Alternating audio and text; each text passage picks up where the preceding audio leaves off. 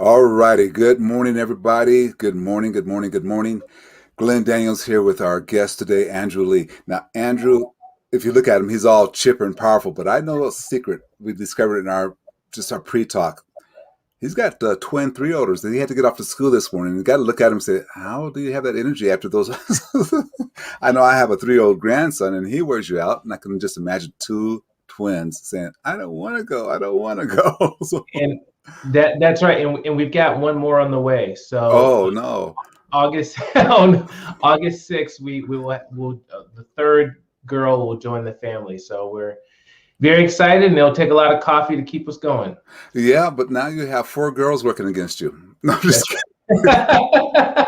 It's just me and the dog. The kidding. Yeah, only guys yeah, now, just me and the dog. yeah, yeah. And you don't have much say either way. So this is the way it goes, whether they're boys or girls. That's right. Thank you very much for taking the time to join us. I found your TEDx talk right up the alley of what we're trying to do with our leaders here.